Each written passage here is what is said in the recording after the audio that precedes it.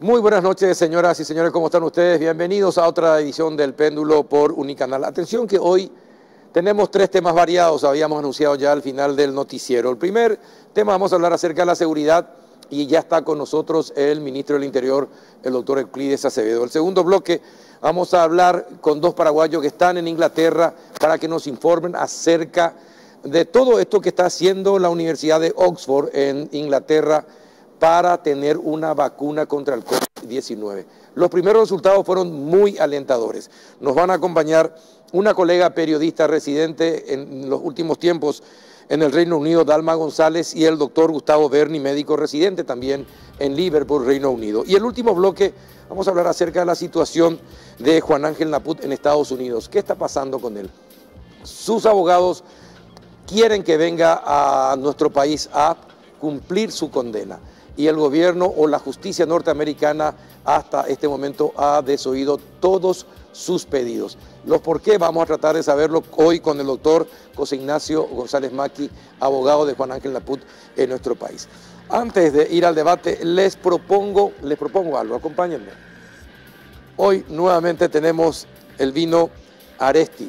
Para el ministro del Interior le digo que es un vinero también de alma, le digo que es un vino chileno, Carmener, seco y a la vez suave, con aromas a mermelada de mora, ciruela y cedro. En la boca despliega leves toques picantes y especiados. Tiene taninos finos con un final muy agradable. Esta excelente marca es representada por Nobleza SRL y si usted quiere una botella o una docena de estos, llame al 555-236 o al 555-090. Aresti, Carmener, salud.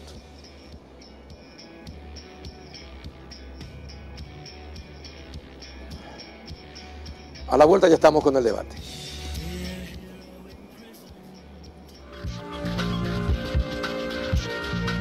¿Qué tal, doctor Euclides Acevedo? Buenas noches, ¿cómo está?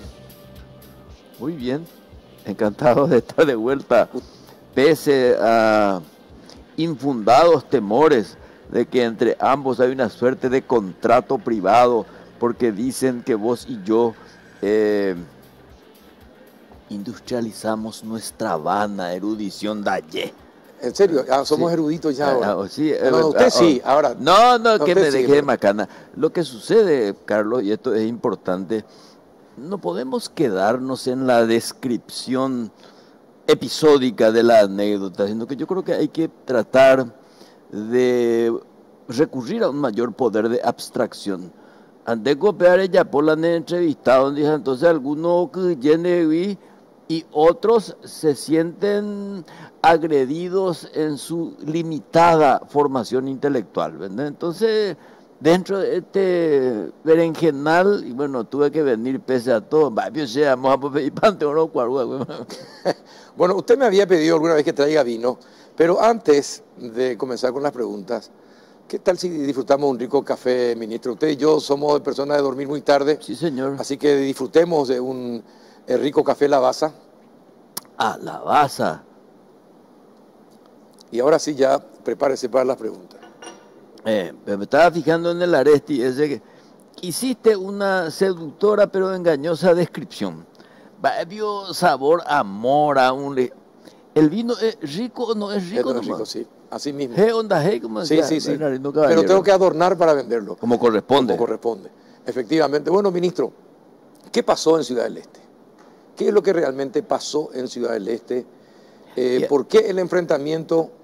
Y a continuación, ¿usted sabe de un nuevo enfrentamiento producido esta noche? Sí, son informaciones todavía incompletas, confusas, que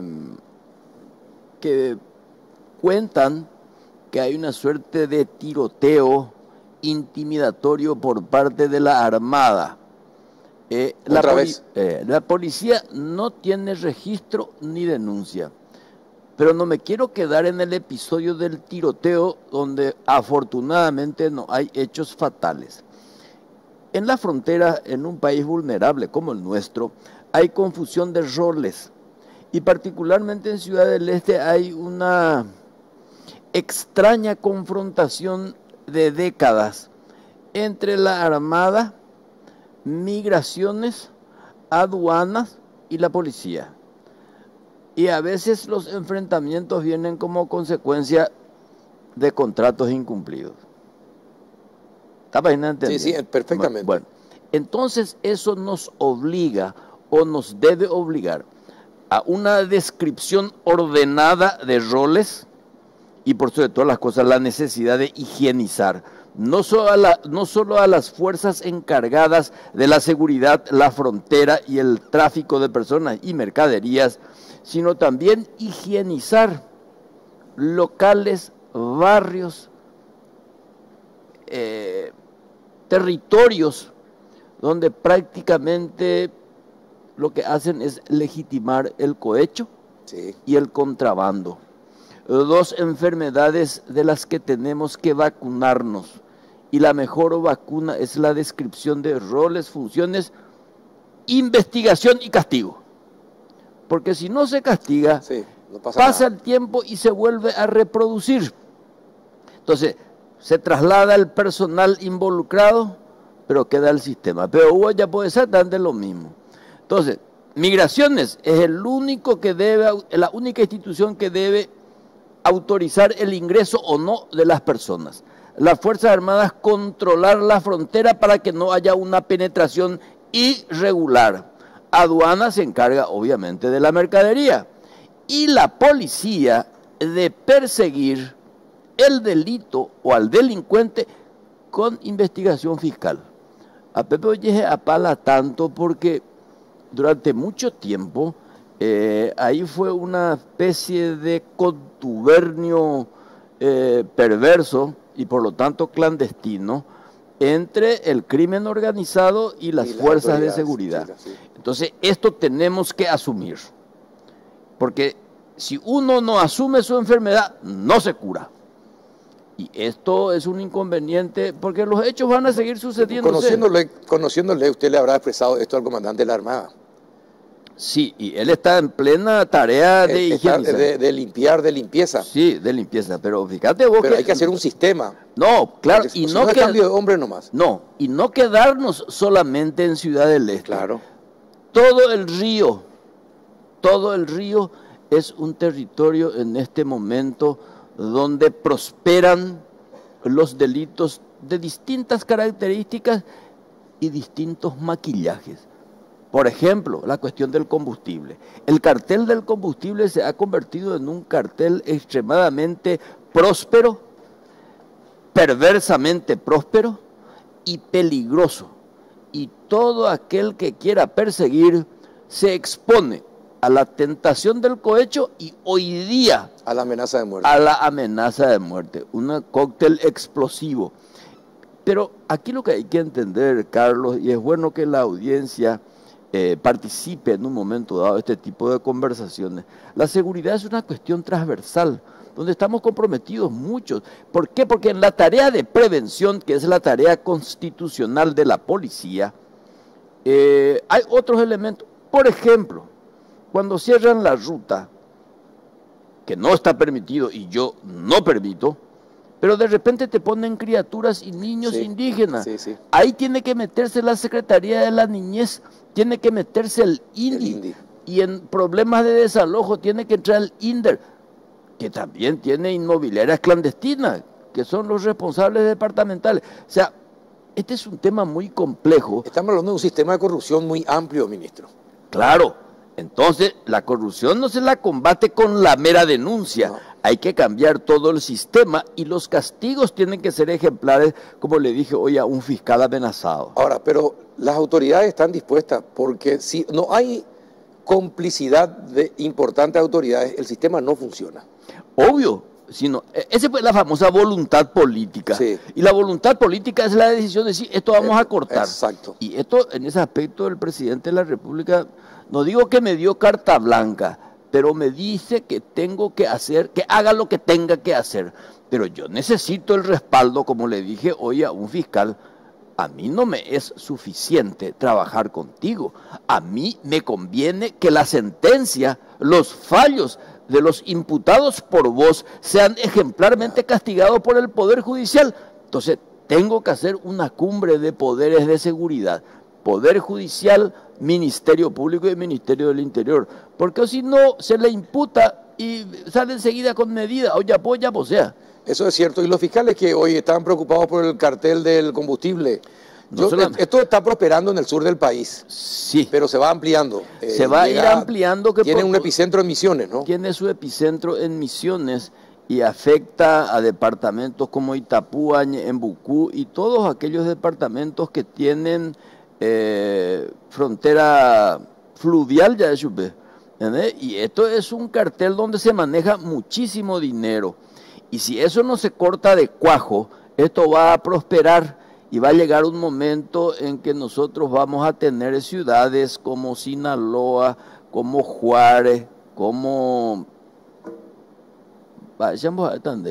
Aguascalientes. Sí, o como era Colombia en la época de la FARC o de Pablo Claro, Escobar. pero nos parecemos más a México. Así mismo. Y eso hay que adelantarse porque coauta. Acá nosotros cortamos hace por lo menos 10, 15 años atrás al cartel de la efedrina con cooperación internacional. Sin eso no vamos a funcionar. O sea, yo creo que tenemos que imaginarnos el peor de los escenarios. Te pregunto, estos últimos 4 meses, desde la pandemia, ¿qué es lo que permitió? ¿Aumentaron los casos estos carteles? ¿Aprovecharon la oportunidad? ¿Hacen sus negocios? ¿Tratan de hacerlo más libremente? ¿Tienen más espacios? Porque también hay que reconocer algo. Nuestra debilidad extrema de armamentos y de hombres permite también que esta gente se envalentone y vaya cometiendo y vayan ingresando más cosas a nuestro país o sacando de nuestro país.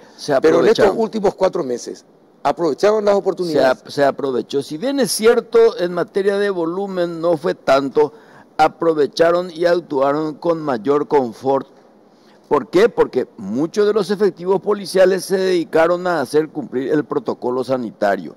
Y hoy tenemos pocos policías en la calle, o no lo suficiente como querríamos, porque tenemos 3.800 comisionados mirando ya pueden bebé.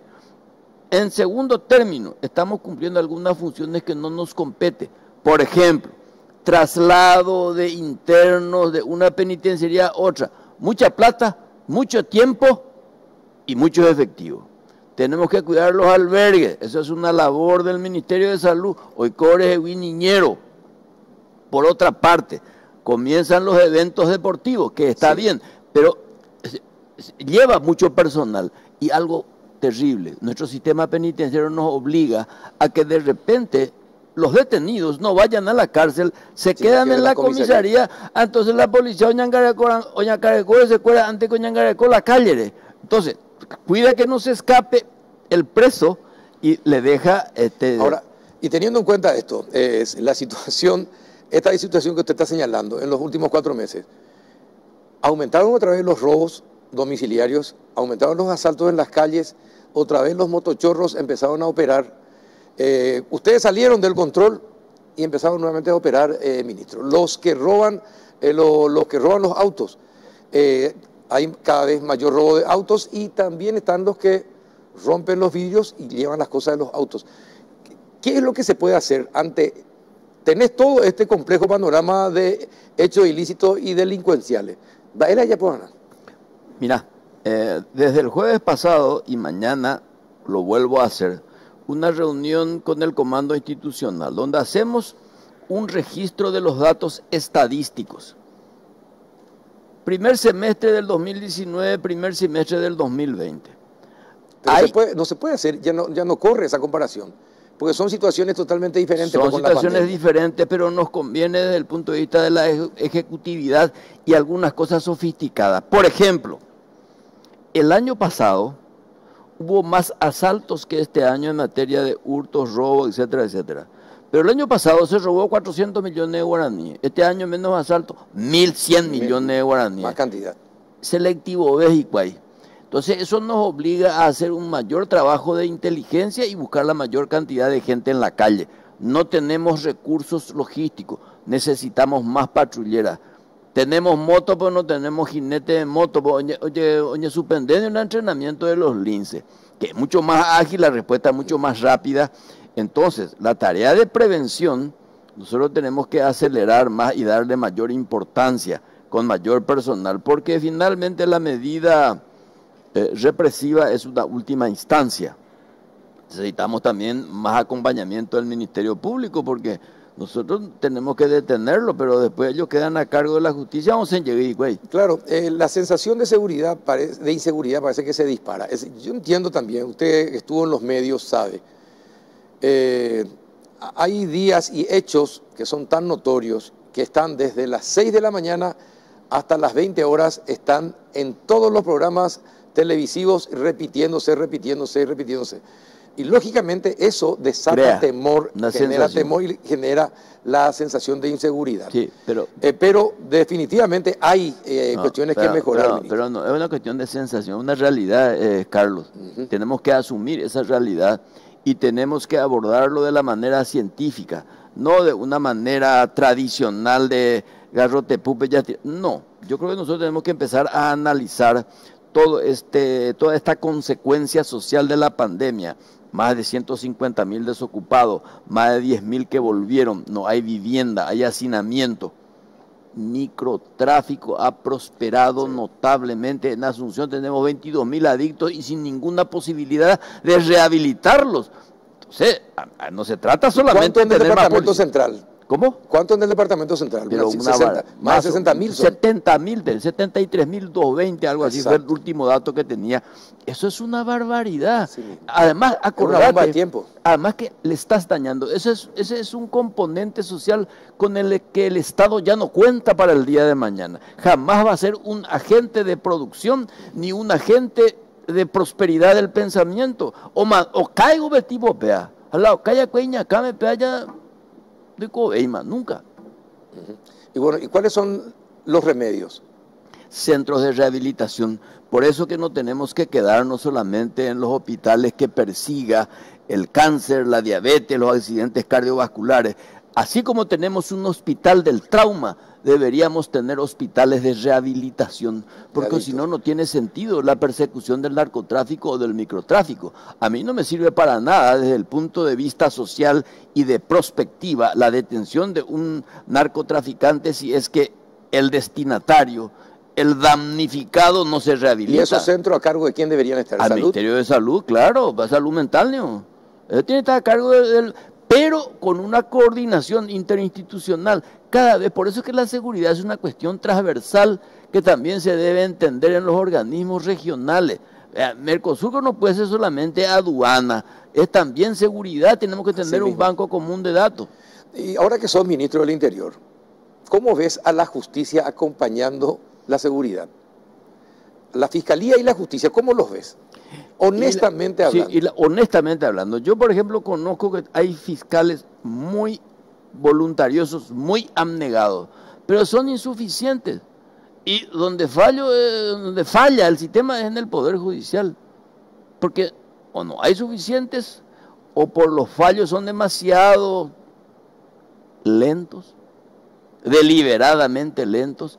Entonces mi seguridad se queda en una especie de limbo, queda en un estado de catalepsia, ¿entiendes? Con este agravante, la sensación térmica de inseguridad nos hacemos responsables nosotros. Solamente, sí. ¿Y el juez? Así mismo. ¿Y algunos fiscales? Por eso me interesa esa cumbre de fiscales. ¿Para cuándo fijarías? En la próxima semana tengo que hablar yo con la fiscal general del Estado, el presidente de la Corte, para decir, esta es la realidad. Si nosotros, porque en el Estado de Derecho, ¿quién te castiga o quién te absuelve? La ley. Y la ley la ejecuta básicamente y fundamentalmente el Poder Judicial con el acompañamiento del Ministerio Público. Ahora ya arranque la montajada, la sinvergüenza, al homicida. Atendé bien, ¿sabes lo que más me preocupa de este asunto? El aumento considerable de la violencia familiar. Sí, eso es cierto. Sí, nosotros en el noticiero alertamos permanentemente. Ahora, es importante también señalar, la gente se queda con el asalto. Y el asaltante detenido, va de paso nomás ya se cuenta. Bueno, un policía extorsivo, eso es tapa. Pero de repente un policía que devuelve 9 millones queda ahí en la página. También fue tapa. Esta vez fue, pero fue tapa. Pero fue tapa. No lo suficiente como querrías, pero fue tapa. Claro, pero yo entiendo eso. Si finalmente, ¿qué es lo que vende? El escándalo. Claro, el escándalo. Con este agravante. Lamentablemente, una de las cosas a las que uno se acostumbra es el escándalo. Y eso es lo malo. Eso es lo malo. Sí, eso es lo malo, se normaliza. Claro, pero fíjate, yo a veces no me quiero quedar en la...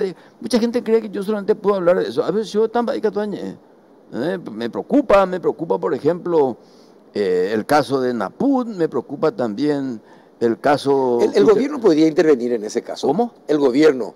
En el caso de Naput podría, a través de la Cancillería, claro, o no sé, a través de quién, de alguna institución del Estado, solicitar al gobierno norteamericano que venga a cumplir su pena. Sí, porque tenemos acuerdos, tenemos combinaciones.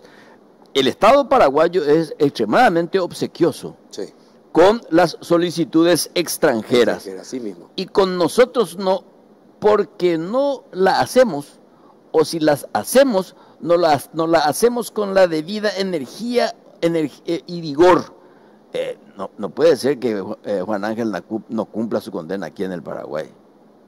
Y es un ciudadano paraguayo al que tenemos. Yo no estoy diciendo si es culpable, me da igual, pero parto del principio de la presunción de inocencia. Y existiendo normas internacionales, sí, puede venir a cumplir su condena. Puede venir por ejemplo, ¿verdad?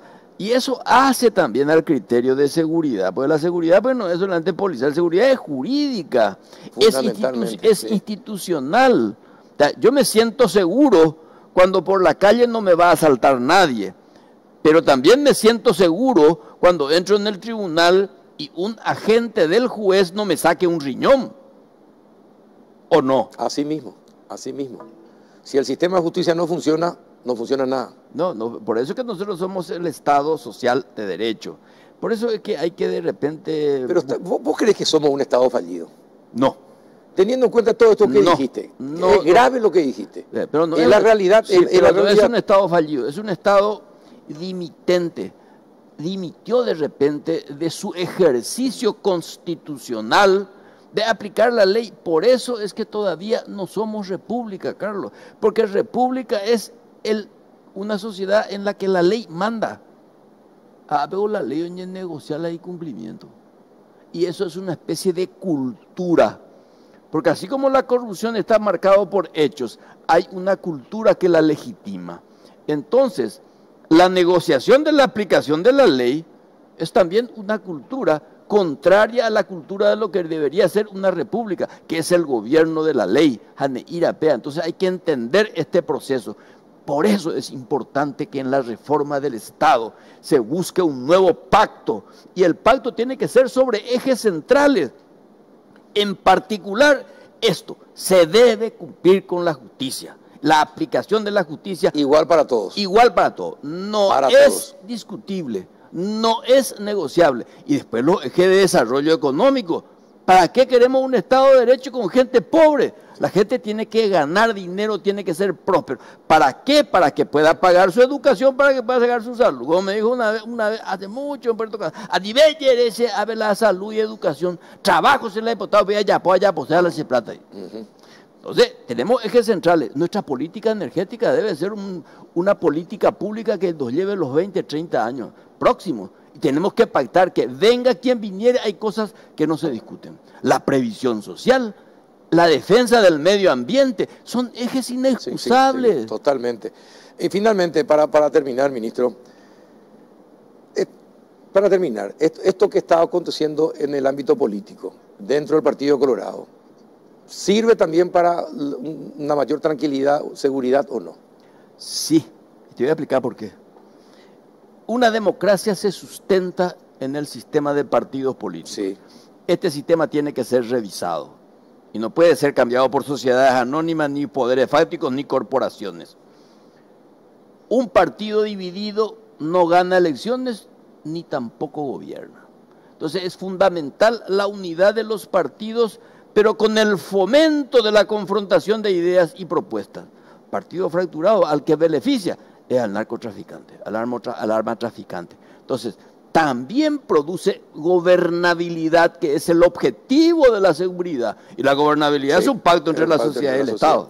Así mismo es. Bueno, doctor, me gustaría seguir charlando contigo 5 horas también, para que la gente se entere de lo que tenemos que hacer en materia de seguridad. Te agradezco la presencia. y espero que siga viniendo. No vaya a hacer caso de los que piensan que somos muy eruditos. No, para nada. Yo no me quiero convertir en un damnificado de la murmuración, no me quiero quedar en el espeso mundo del rumor, sí seguir colaborando con el debate, la discusión. Finalmente, como decía Norberto Bobbio, nos tiene que asistir la certeza de la duda. Solo la duda administrada nos lleva a la verdad. Así mismo. El doctor Euclides Acevedo, a la vuelta de la pausa, quédate doctor, escucha esto. Vamos a hablar con dos paraguayos que están en Inglaterra. Nos van a contar qué está haciendo la Universidad de Oxford para encontrar una vacuna contra el COVID-19. A la vuelta de la pausa. Fantástico.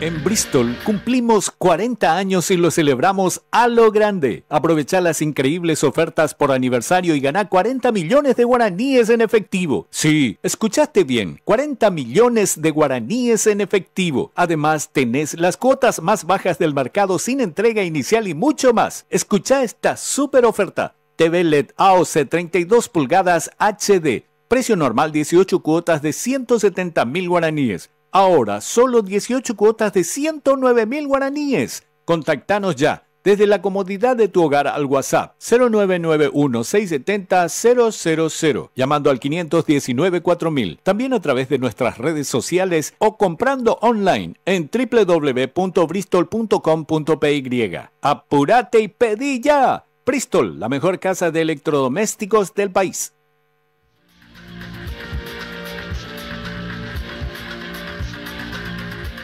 Muy bien, entramos del segundo bloque y ya nos vamos rápidamente a Inglaterra. Tenemos a dos compatriotas que están viviendo en Inglaterra en estos momentos y ya saludamos a Dalma González, periodista residente en el Reino Unido. Dalma, buenas noches, ¿qué tal? ¿Cómo estás? Buenas noches, Carlos. Buenas noches a toda la teleaudiencia, a todo el equipo. ¿Cómo le va? Bien, bien. ¿Qué tal, doctor Gustavo Berni? ¿Cómo anda? Gracias por aguantar hasta esta hora en el Reino Unido. ¿Cómo está? Muchas gracias. Muy bien. ¿Me escuchás? Sí, te escucho perfectamente, Gustavo. Qué suerte que están ahí. Bueno, quisiera hablar con ustedes acerca, porque están en el Reino Unido, acerca de todo esto que está haciendo la Universidad de Oxford en la investigación para encontrar la vacuna contra el COVID-19. Es como una luz de esperanza que hace que se mitigue el temor de gran parte del planeta, esta posibilidad de que exista una vacuna lo antes posible para enfrentar al COVID-19. Así que yo sé que Dalma estuvo hablando con los investigadores, después el doctor Gustavo Berni nos va a explicar en qué consiste este estudio, qué es lo que podría pasar próximamente, cuándo se van a hacer los ensayos para las personas mayores, etcétera, etcétera, etcétera. Así que, Dalma, tuviste la oportunidad de hablar con el doctor Andrew Pollard en el Reino Unido. Buenas noches, Carlos. Así como lo mencionabas, pudimos acceder a unas entrevistas y una conferencia de prensa que brindaron el equipo de investigación desde la Universidad de Oxford, en la persona del profesor Andrew Pollard. Él nos explicaba en qué consiste el proceso del desarrollo de la vacuna y, por supuesto, cuáles son los principales desafíos. Escuchemos lo que nos decía. So what's just been announced are the first data from the phase 1 trial, which give information about the immune response that's made to the vaccine when our volunteers are vaccinated, and also about the tolerability of the vaccine in those individuals. Well, what it means is that we can see that the vaccine does induce a robust immune response in the volunteers, and it is the right sort of immune response that we were hoping for, the sort that, at least in the animal studies, seems to be associated with protection. But of course, at this stage, we don't know in humans whether these are protective immune responses, and we have to still test that in the rigorous clinical trials that are going on. So we monitor safety very carefully in the clinical trials. It's a major component of early phase trials. And one of the major questions we're asking is, does this vaccine have the same profile as other vaccines of this type? And that particularly is about whether you get a sore arm with it, whether some people get a temperature or feel a bit fluey after they've had the vaccine. And that's very common with these types of vaccines in the first day after vaccination. And we're able to observe that the vaccine really does perform in exactly the same way as we've seen with other vaccines of this type. Really, we're still waiting for the critical piece of information is, does it actually prevent disease? And in the clinical trials, we have two groups of individuals, one group who receive this new vaccine, and the other group, half of the volunteers, who receive a control vaccine that has no protection against coronavirus. And what we now need to find out is whether the group who have the coronavirus vaccine are protected and they don't get disease. And that needs time for those cases to accumulate within the clinical trial to give us confidence, statistically speaking, about whether the vaccine works. So in order to make this assessment of how well does the vaccine work, we need two things. We need quite large numbers in the clinical trials because we know at the moment coronavirus infections are relatively rare, and in order to be able to pick up cases in the trial, hopefully cases being prevented in the vaccinated arm, then we need large numbers. And so here in the UK, we are rapidly moving towards more than 8,000 people vaccinated. But we also need to know whether the vaccine works in different populations. And so we're working with our colleagues who are experts in clinical trials, both in South Africa and Brazil, where they also have clinical trials running. And over the next month or so, about another 7,000 or 8,000 people will be vaccinated in those settings as well, so that we can start to accumulate information from around the world about how well the vaccine performs. But we also need a huge team of people who are working on manufacturing, and that's being undertaken both in partnership with AstraZeneca, but also with manufacturing organisations here in the UK, and a whole laboratory team who are working on trying to analyse the blood samples we obtained from the volunteers to look at the immune response.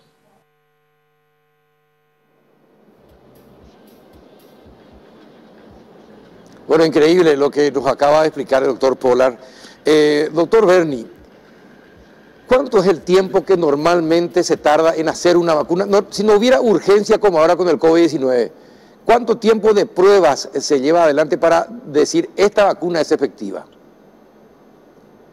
Años. Bueno, esto es récord, ¿verdad? Yo y aún no está listo, ¿verdad? O sea, que va a llevar un año aproximadamente. Lo que dice el doctor, ¿verdad? Que necesitan muestras más grandes y asegurar de que en situación real la vacuna protege, ¿verdad? Y eso lleva otra vez pero lleva años, qué sé yo, 5 años, 3 años, cosas así, todavía rápido, porque hay muchas, son 4 fases en la aprobación de una vacuna. Ahora se está en la fase 4 y después ya es la puesta al público, ¿verdad? Y se dice para el próximo año. Eso es un todo récord. Eso sería todo un récord si es que se consigue para el próximo año. Dalma, ahí en Oxford, ¿consideran que esto es posible hacerlo para el próximo año?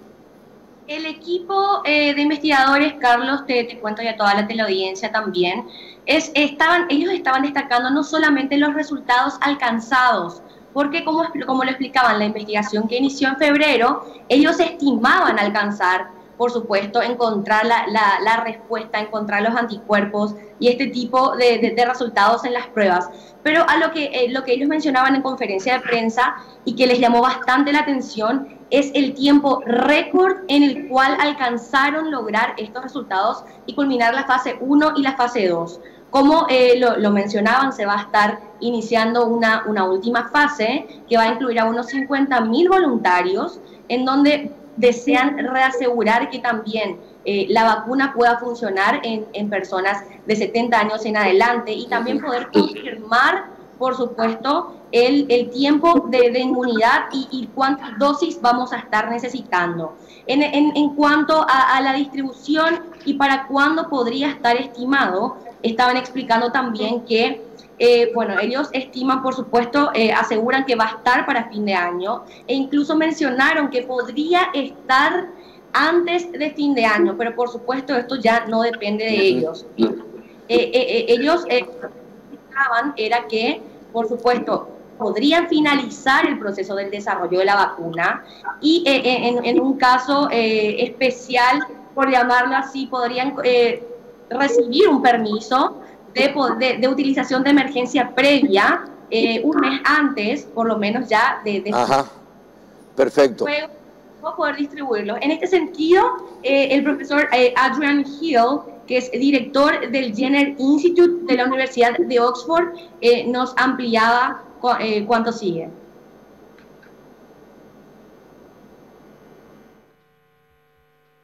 On your first question of when, which is the most frequent question we're asked, it's possible. There'll be a vaccine being used by the end of the year.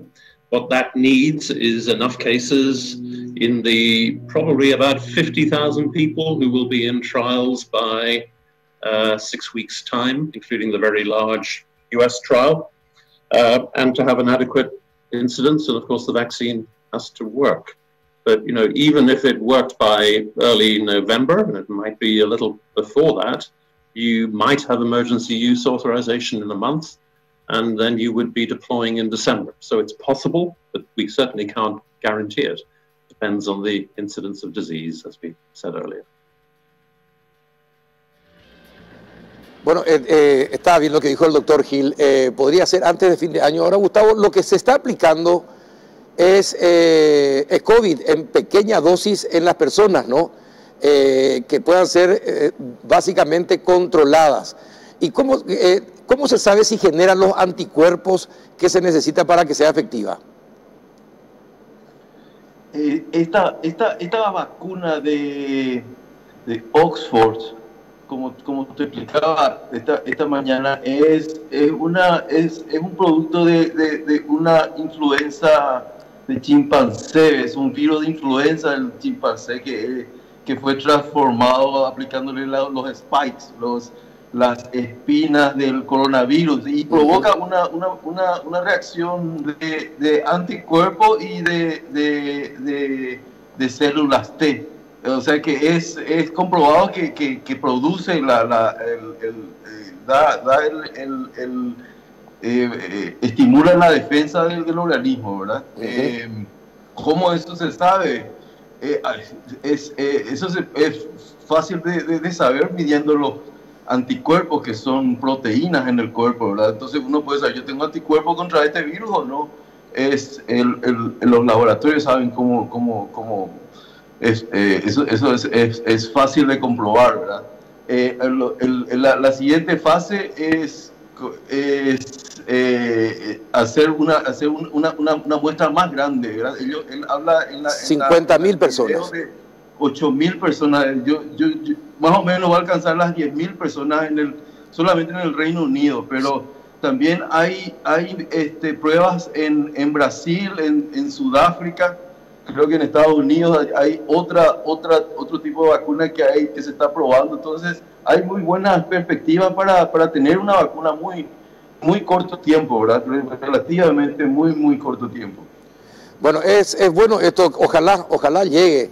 Pero ¿y cómo está la situación hoy en cuanto a la pandemia en el Reino Unido?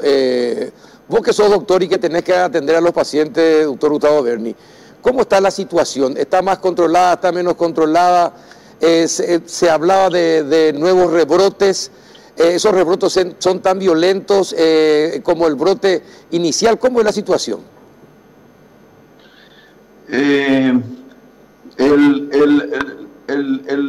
La epidemia sigue, ¿verdad? Eso no hay duda. Las bajas atribuidas al COVID están sobre los 45, 50.000, ¿verdad? Personas son números muy altos, ¿verdad? Personas que fallecieron, 50.000 personas que fallecieron. ¿Perdón? Son 50.000 personas que fallecieron en el Reino Unido aproximadamente. Sí. Es tremendo. Es peor que cualquier guerra. Como los servicios sanitarios están todavía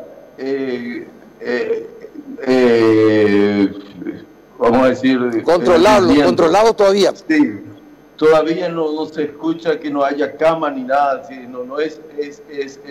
Y nosotros estamos tratando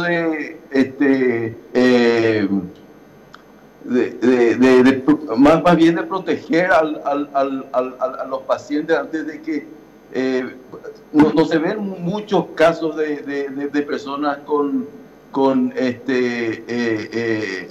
infectados, pero el problema es si el infectado es una persona que tiene otros sí, alguna comorbilidad. Sí. Es muy letal el virus. Entonces la gente sigue falleciendo lastimosamente y bueno, y todo el mundo esperando la vacuna, ¿verdad? Totalmente. Ahora, Dalma, el doctor está generalmente está en el sanatorio, está como un astronauta, generalmente la mayor parte del día, pero vos que estás en contacto con la gente en la calle, ¿cuál es la situación? ¿Cuál es el sentir del británico en este momento? Bueno, y te cuento, Carlos, que bueno, en teoría nosotros estamos en fase 3 ya. El primer ministro Boris Johnson ha presentado su hoja de ruta para poder iniciar ya la fase 4 de acá un tiempito. Ya se está estimando que para octubre, por ejemplo, en el marco de su plan, se pueda permitir el acceso de público a los estadios, se puedan realizar conciertos en espacios cerrados. Los pubs y los restaurantes ya reabrieron, los centros comerciales también. El gobierno trata de fomentar el acceso a los espacios al aire libre, tratar de que todos cuenten, por supuesto, con todos los insumos necesarios para poder realizar el lavado de manos. El tapabocas no es obligatorio de momento, sí en el transporte público, y va a ser obligatorio recién a partir de este 24 de julio para, por supuesto, poder ingresar a los supermercados, a las tiendas, a los espacios cerrados. Realmente, bueno, se percibe un ambiente muy diferente, por supuesto, a la realidad del doctor. Es como que nosotros estamos ajenos, no vemos realmente el día a día. Pero bueno, te cuento que también se dio el caso de que alrededor de 3 pubs en Inglaterra volvieron a cerrar, por ejemplo, porque sus clientes volvieron a dar positivo al coronavirus. Entonces, es como que se está invitando también a que las personas tengan cuidado, a que tampoco se abuse de las medidas de flexibilización. También se observaban que alrededor de 500.000 personas se llegaron a reunir en las playas al sur también de Inglaterra. Entonces, es como que el gobierno insta a que, por supuesto, también avancemos todos, pero con responsabilidad. Ahora, yo como periodista que sos, me vas a dar la cifra exacta de fallecidos, estoy seguro. Al día de hoy, ¿cuánta es la cifra exacta de fallecidos, Dalma? Sí, son 45.501 personas fallecidas a la fecha, de las cuales se registraron 79 en las últimas 24 horas. Y si vamos a hablar sobre el total de casos, a la fecha contamos con 296.377 personas que dieron positivo al COVID-19 y se confirmaron 560 casos en las últimas 24 horas. Ahora, Gustavo, las personas mayores, aquellas personas mayores de 65 años, que son los que están dentro del grupo de riesgo, más aquellas que tienen alguna comorbilidad, como le dicen los médicos, o enfermedades de base, ¿también son susceptibles de ser para que se prueben ellos la vacuna? Absolutamente, yes. Principalmente ellos, ¿verdad?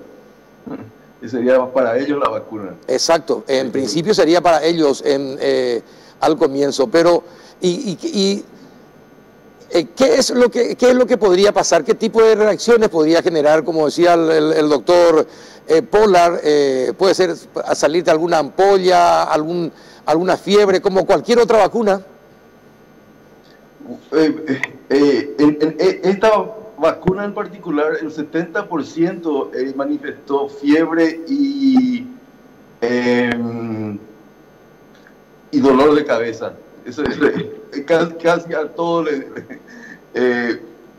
cosas. La gente piensa que la vacuna le da a uno la infección. No, es nada más que la reacción a o sea, que el cuerpo identifica de la misma forma, ¿verdad? Que es un virus real y reacciona de esa forma. O sea que es un precio que uno a veces tiene que pagar, ¿verdad?, por estar realmente protegido contra el virus real. Bueno, les quiero hacer escuchar a los dos lo que dijo un enfermero español. Hoy al mediodía pasó en el noticiero de Unicanal, pero para que ustedes también vean qué efectos le produjo el haber participado de estos ensayos de vacuna COVID en Inglaterra. Escuchemos, por favor.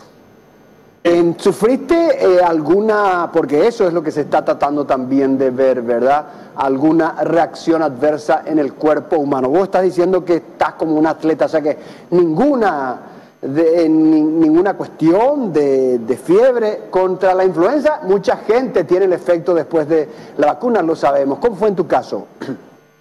Sí, yo solo tuve un poco de dolor en el brazo, pero bueno, no, se me pasó las 24 horas. Sí que es verdad que hay algunos de los voluntarios que han tenido un poco de dolor de cabeza y también pues un malestar general, cansancio por unas 24 horas. Pero bueno, eso se pasa al cabo de 24 horas y pues porque eso es el momento que el cuerpo está produciendo anticuerpos y está utilizando toda la energía para poder combatir este virus. Por eso, pues yo creo que vale la pena sufrir un poquito 24 horas y así ya tienes una inmunidad y no puedes nunca más coger el COVID, que eso, pues las consecuencias son mucho más graves. Por eso yo recomiendo que la gente normalmente se vacune, no solo por el COVID, que todavía no está, pero por las otras vacunas, porque siempre es mejor prevenir que no curar. Joan, ¿cuál es la siguiente etapa de esta prueba? Bueno, es lo que decía, dolor de brazo, dolor de cabeza y un poco de cansancio. Aunque muchos acá en el canal apenas ven la aguja para la inyección, ya van a tener dolor de cabeza antes de aplicarse la vacuna, eso seguro. Pero esos son los síntomas, Gustavo. Sí, esos son los síntomas. Pero otra vez, reitero, no es una infección, ¿verdad? Lo mismo pasa con la vacuna de la influenza, ¿verdad? No te da la influenza la vacuna, claro. No, es nada más posiblemente la reacción a la vacuna. A la vacuna. Claro, y que la vacuna finalmente es el virus inyectado en el cuerpo para generar anticuerpos, ¿verdad? Claro, vamos a decir que le hace un truco al organismo en realidad, que identifica como que es la proteína en realidad del virus, ¿verdad? Pero es la proteína nada más, no es el virus. Es muy interesante cómo la ciencia ha llegado a este nivel de desarrollo, ¿verdad? Sí, definitivamente. Bueno, Dalma, te decía esta mañana, increíble tu vida. Te fuiste a estudiar al Reino Unido y pasaste el Brexit, pasaste muchas cosas. Ahora la pandemia, nada más y nada menos que en el Reino Unido, en Inglaterra, en Europa. Increíble, ¿no? Jamás habrás pensado pasar por todo esto. Y también le sumamos, Carlos, a las protestas contra el racismo. Sí, realmente es de no creer, bueno, por supuesto, momentos históricos realmente no fáciles de sobrellevar, pero bueno, realmente es también una muy buena oportunidad para poder vivirlo también en primera plana, como se dice, y poder con muchísimo gusto estar compartiendo con mi país e informando desde acá todo lo que estamos viviendo, Carlos. Genial. Y Gustavo, en tu vida personal, ¿seguías haciendo música, tocando el saxo y haciendo chistes y bromas o no? Siempre tocando un poco de música, cuando se puede, cuando hay tiempo. ¿Y qué haces? ¿Te vas con el saxo a un pub y tocas ahí? ¿Cómo haces? No, solamente para mi propio deleite, ¿verdad? Para mi propia satisfacción. Bueno, Dalma, para que le conozca, el doctor Gustavo Berni es uno de los integrantes del famoso grupo APOVO. Es médico, está en Inglaterra. Imagínate, toda una eminencia y haciéndole reír a mucha gente acá en Paraguay durante sus años mozos, y también músico, porque toca muy bien el saxo, ¿eh? Acorde a la ciudad a donde vive, por supuesto, Liverpool, que por ahí nos puede brindar algún concierto con alguna canción de los Beatles para la próxima, así damos un cierre con broche de oro, Carlos. Efectivamente. Bueno, Gustavo, Dalma, muchísimas gracias. Yo sé que Gustavo es una persona muy ocupada, le estamos robando descanso y sueño. Son las 3, van a ser las 3 de la mañana ahora. Gracias, Gustavo, por el aguante. Gracias, Dalma, también por el aguante, por informar sobre lo que está pasando en el Reino Unido. Y lo que ustedes contaron es muy importante porque hay que darle esperanzas también a la gente. La paranoia, el miedo hay que superar. Y lo que ustedes están contando acerca de lo que está ocurriendo en la Universidad de Oxford y la posibilidad próxima de una vacuna contra el coronavirus, me imagino que va a tranquilizar a mucha gente. Así que un fuerte abrazo de la distancia. Gracias, Gustavo. Saluda a la familia. Gracias, Dalma. Y nos vemos cuando vuelvas. A ustedes. Nos vemos. Muchas gracias. Chao, Gustavo. Muchas gracias. El doctor Gustavo Berni y Dalma González, desde el Reino Unido. Interesante realmente, para que todos nos quedemos un poco más tranquilos. Es, como decían todos, no es una frase nueva, es la luz al final del túnel. Esa luz que todos queremos que llegue y se acerque cada vez más a nosotros. Una breve pausa. A la vuelta, ¿qué pasa con Juan Ángel Laput en los Estados Unidos? Ya volvemos.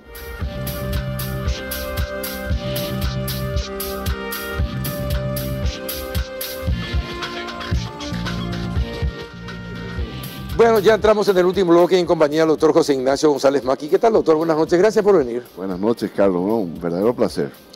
Gracias por estar. Bueno, cuéntenos, ¿cuál es la situación de Juan Ángel? ¿Qué pasó? En los últimos 15 días hizo 3 pedidos y los 3 fueron rechazados. ¿Qué es lo que pasa? Bueno, básicamente esa es una cuestión en la cual yo puedo opinar poco o nada desde el punto de vista jurídico, porque en principio son procedimientos que se hacen desde los Estados Unidos y por colegas americanos, ¿verdad? Pero básicamente, a principios de año, hubo una ley del gobierno americano que permitió a través de cada uno de los estados y a través de cada uno de los casos, que cada juicio, en cada juez, analice la situación de los procesados y de los condenados con relación a la situación COVID, como en todas partes del mundo, como aquí en Paraguay también. Sí. ¿Verdad? Esa ley permite básicamente varias opciones. Una de ellas es lo que se llama liberación compasiva, que es una fórmula por la cual se reduce inmediatamente la pena que resta por compurgar y se lo libera.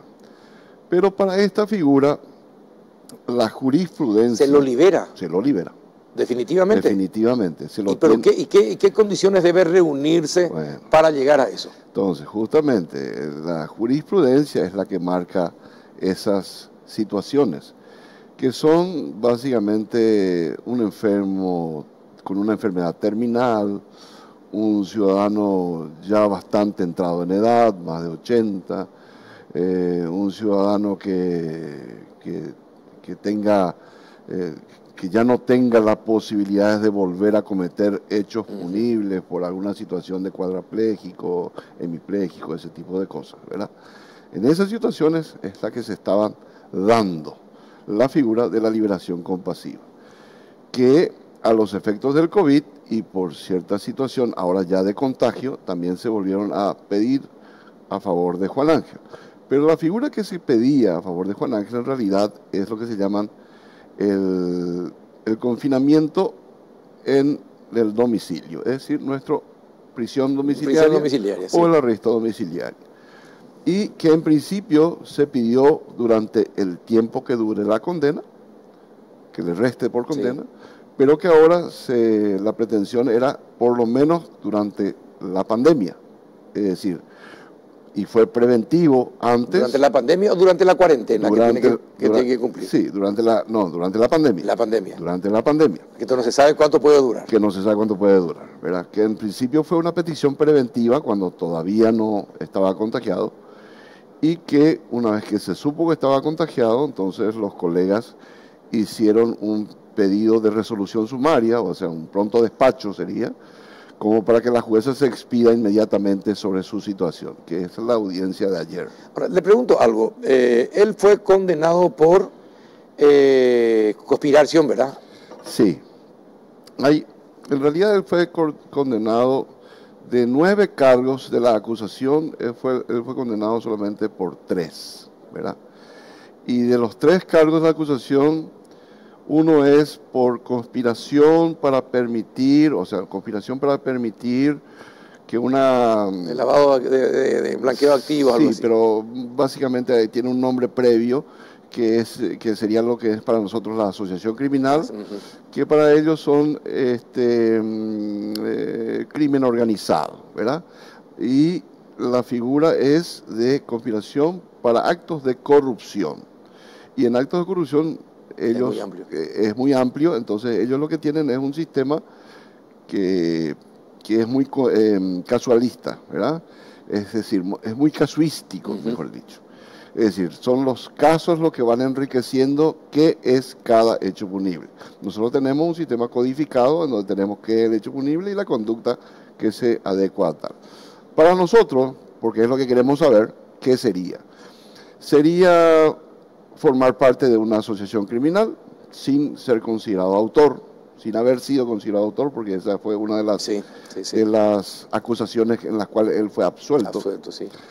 Al haber participado también de lavado de dinero de otros, porque tampoco se comprobó de que él haya sido beneficiado, ¿verdad?, de algún acto de lavado, y también de lesión de confianza, ¿verdad?, en donde tampoco se pudo probar con relación a él que él se benefició de compensaciones económicas indebidas o coimas, ¿verdad?, sino que dejó pasar, dejó que ocurra a sabiendas de que supuestamente estaba ocurriendo. Esas fueron las acusaciones de las cuales él fue condenado por esas tres. Ahora, le pregunto, de las tres es decir, acusaciones para la condena,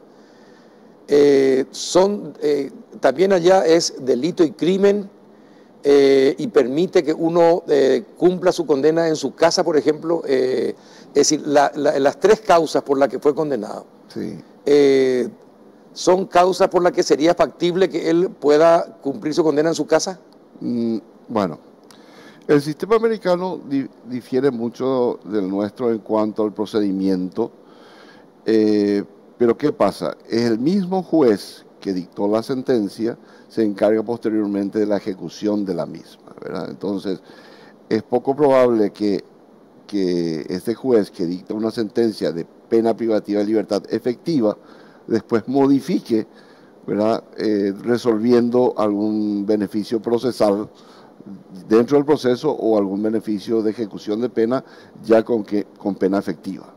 Entonces, esa es una diferencia con nosotros abismal, porque para nosotros eso es este juez está contaminado, y de hecho se demostró eso en parte de la resolución de ella, de la jueza, cuando dice de que esta pena que él está cumpliendo debe ser considerada una pena ejemplar para todos, ¿verdad? Y esa ejemplarización de la pena hoy en día es una doctrina que ya ha sido desfasada mundialmente, desde la doctrina de derechos humanos, desde la doctrina garantista y los más modernos, ¿verdad? Ahora, a ellos les sirve, les es aplicable, nosotros tenemos que respetarla. Podemos criticar, como la... Claro, pero debemos que respetarla. Usted sabe que estaba viendo, hay series muy interesantes que tratan sobre las cuestiones jurídicas en los Estados Unidos, y básicamente un mismo caso y la misma respuesta del juez. Y era un caso también real, ¿verdad?, porque está basado en hechos reales, en donde no le daban la posibilidad de o guardar la reclusión domiciliaria, ¿verdad?, o irse incluso a otro estado nomás. Hasta eso, ¿verdad?, porque justamente decía, no, puede cumplirlo tranquilamente acá. Si lo puede cumplir allá, ¿cuál es el problema? Que siga cumpliéndolo acá. ¿Verdad? Y era el mismo juez el que dictaminaba siempre. Evidentemente es una conducta de los jueces ese tipo de fallos. Claro. Es por el sistema, que ya dijimos, jurisprudencial, el common law, que se diferencian en cuanto al nuestro, en que nuestro está estratificado en códigos. Es decir, nosotros tenemos bien pautado qué es lo que se puede y qué es lo que no se puede de acuerdo a la ley. Por eso es que justamente yo quisiera, cuando vos digas, tratar un tema que hoy es el que va a ser en realidad la ventana de la posibilidad de que Juan Ángel venga a Paraguay. que es la aplicación del tratado de la OEA. Ahora, y te pregunto algo, doctor, sobre ese tratado. ¿Quién tiene que gestionarlo? ¿Cómo se tiene que gestionar la aplicación de ese tratado? Perfecto.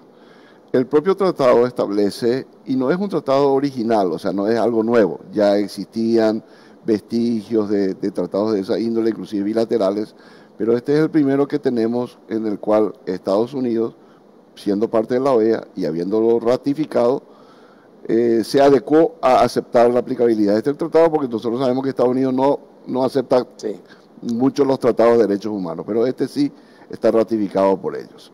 Bueno, en el tratado se establece tres formas de iniciar.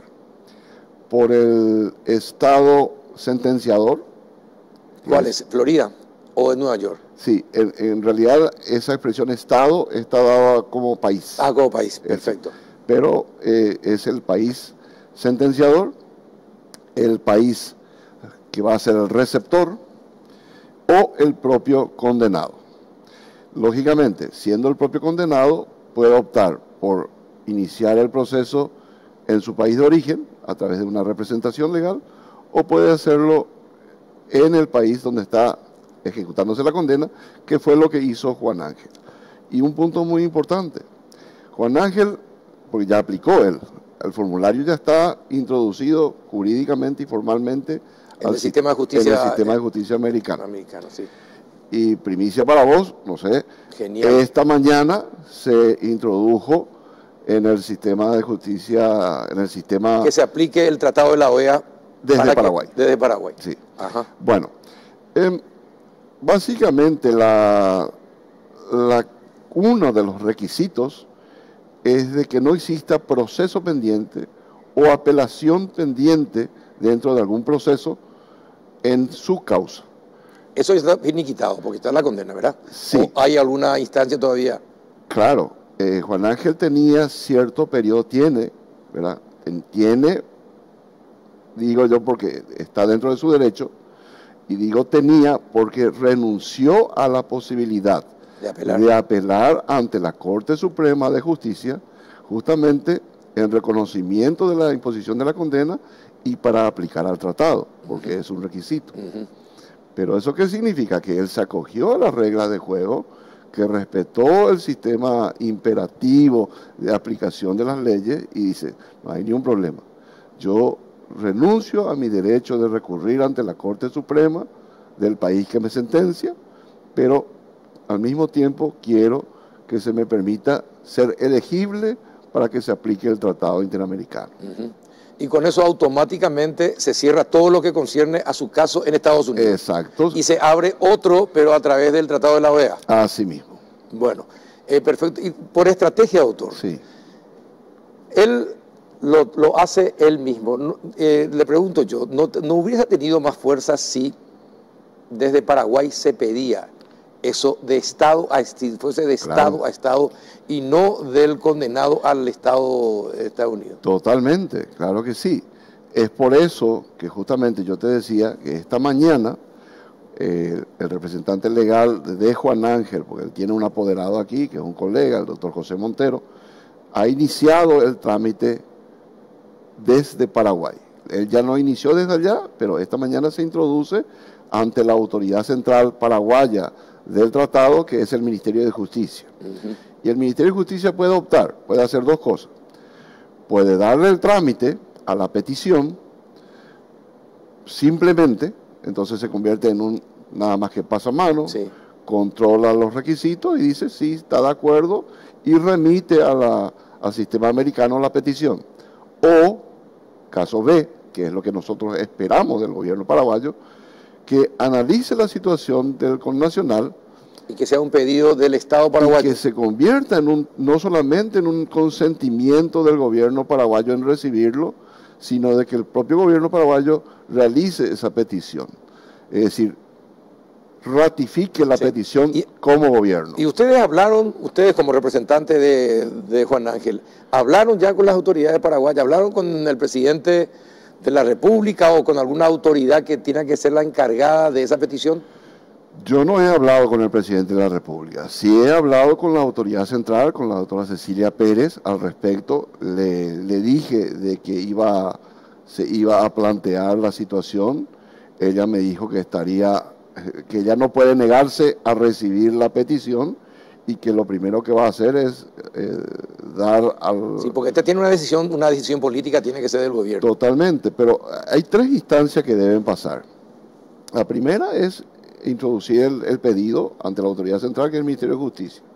Luego tiene que ir a Cancillería. Sí. Cancillería también tiene que hacer su análisis, no solamente respecto del tratado, sino también su análisis respecto de la posición gubernamental. Es decir, tiene que tener una aquiescencia del Ejecutivo.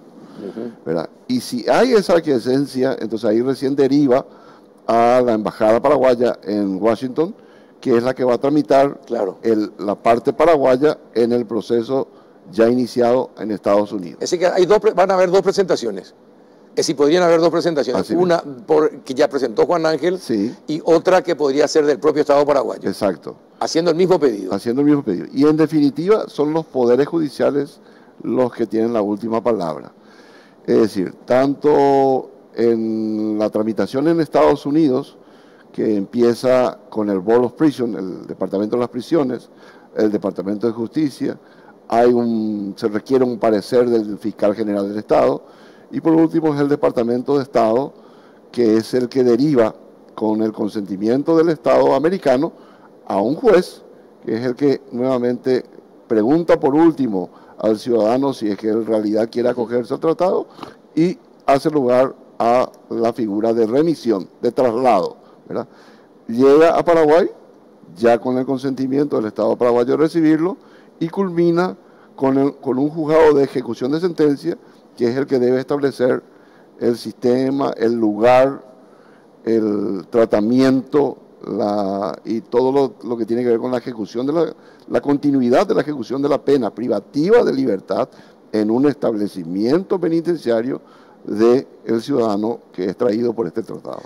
Una aclaración, doctor. El gobierno tiene que comprometerse a respetar los plazos de la condena, o una vez que esté en Paraguay, el Poder Judicial de Paraguay puede decir, él puede ir a guardar prisión domiciliaria. ¿Cómo es la situación en ese caso? En principio el gobierno tiene que comprometerse a respetar el tiempo de condena, en principio, ¿verdad? Pero el propio tratado establece que una vez que el ciudadano esté en el Estado, se acoge a las leyes del Estado. Se acoge a las leyes del Estado. Y o inclusive a los tratados internacionales que podrían tener prevalencia sobre las leyes locales, ¿verdad? Y aquí hay que ser bien sinceros, ¿verdad? Una de las cuestiones muy importantes que se tuvo en cuenta para pedir la aplicación del tratado es que Juan Ángel estuvo en arresto domiciliario en los Estados Unidos. Sí, y cumplió. Sí, y no se fugó. Y no se fugó. Pero ese plazo de tiempo que él estuvo privado de su libertad no le fue computado a los efectos de la aplicación de la pena. Acá en Paraguay sí puede ser considerado como parte de la condena. Eso sí puede ser considerado como parte de la condena. Me parece que esto no tendríamos que decir públicamente. ¿Por qué no tenemos? Porque la jueza puede ser que le pasen el dato y digan, están pensando allá que si se va... Pero esto ya, si se hace esta presentación, ya la jueza ya no tiene intervención. Las cuestiones son puramente objetivas y de requisitos normativos de aplicación del tratado. Lógicamente son decisiones políticas. Claro. ¿Verdad? Pero en las decisiones políticas entran también factores políticos en juego. Por ejemplo, el gobierno republicano no es el gobierno demócrata que le condenó. El gobierno republicano tiene una posición mucho más abierta abierta, no solamente para sus conciudadanos, sino también para los extranjeros que están guardando reclusión en sus cárceles. Sí. Por eso justamente ya dictaron esas leyes, ¿verdad? Y por último, los costos económicos de tenerle privado de su libertad en una prisión a una persona, ¿verdad?, respecto del cual no hay ningún otro beneficio que reciba de él, habiendo ya cumplido y pagado todas las multas y todas las condenas pecuniarias que se le impusieron, no debiéndole más nada al Estado americano, que este ciudadano pueda ir a su país de origen y que incluso en su país de origen pueda ser más útil para su sociedad, y lógicamente estando con su familia.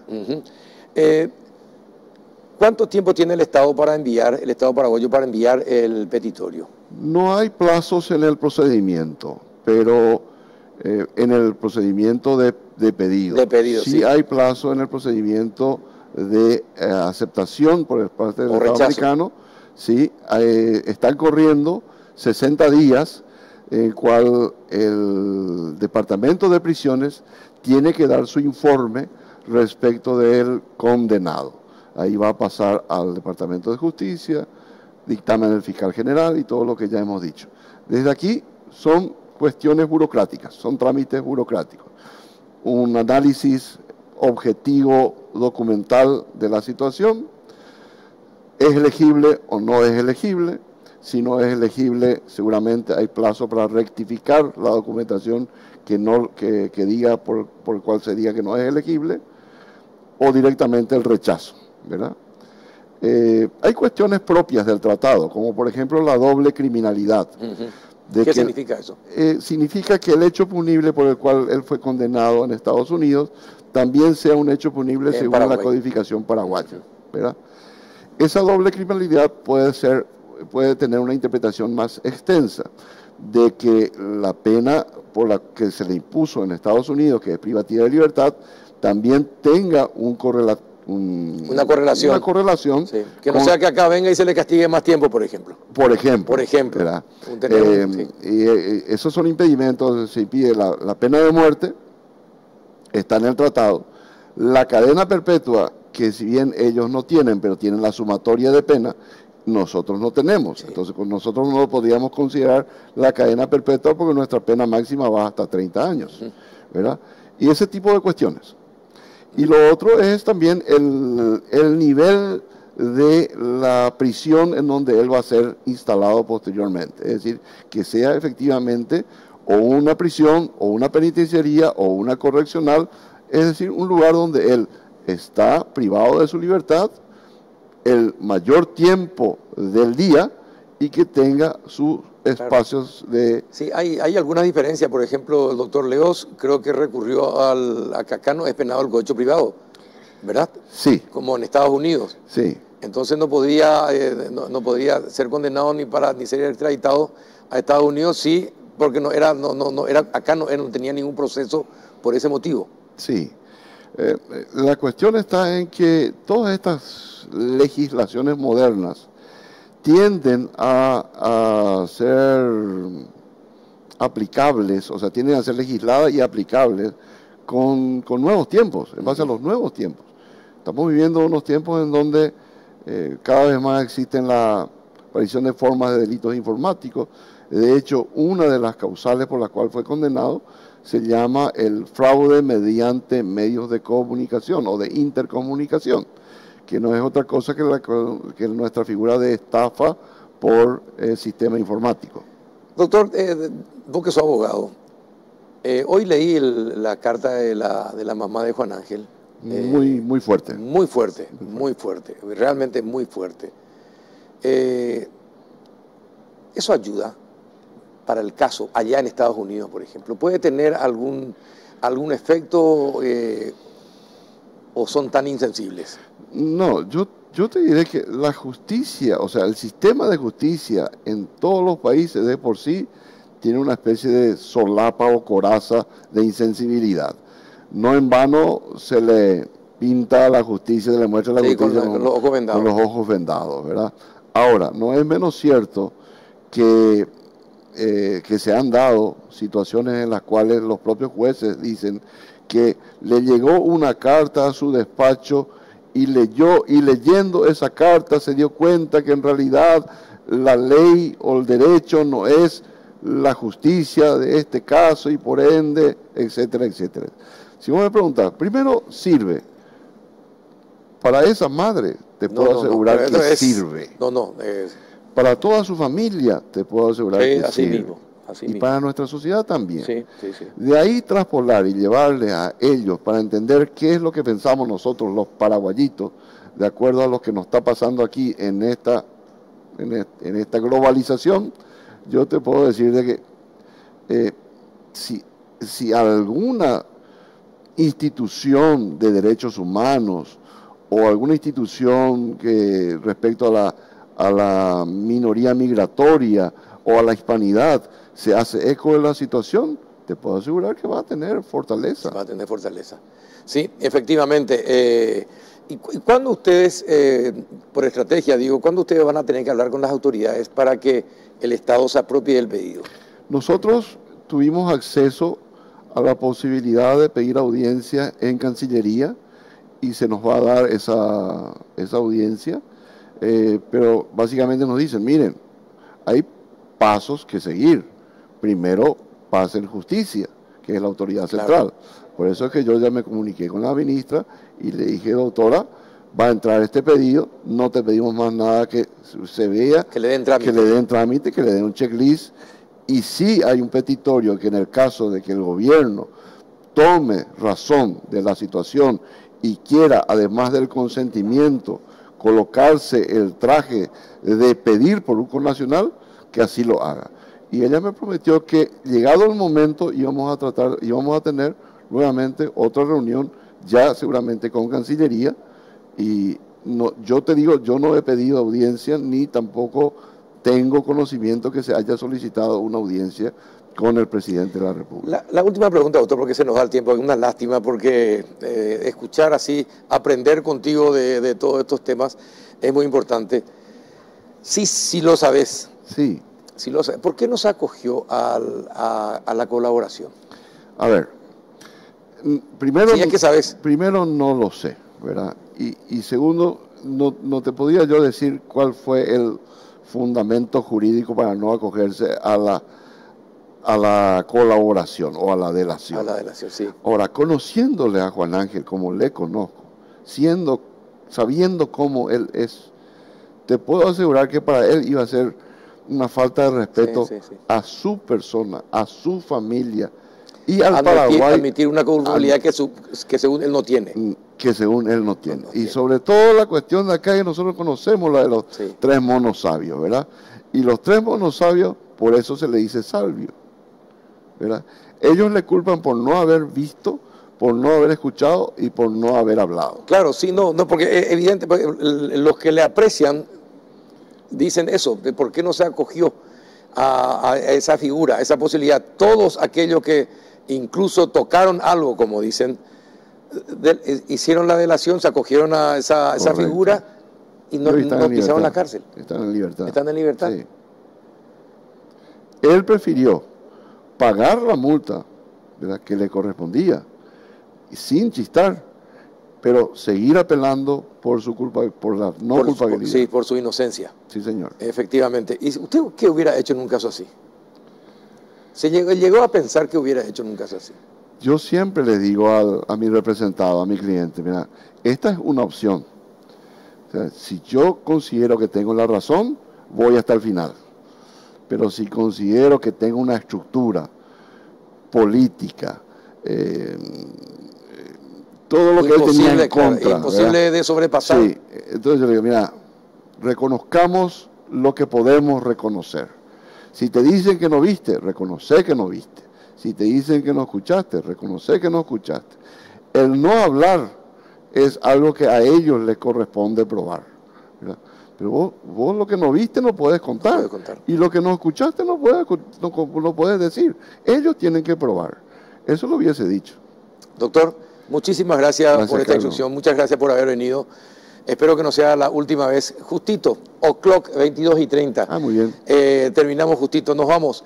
Gracias por la compañía. Hasta el próximo miércoles.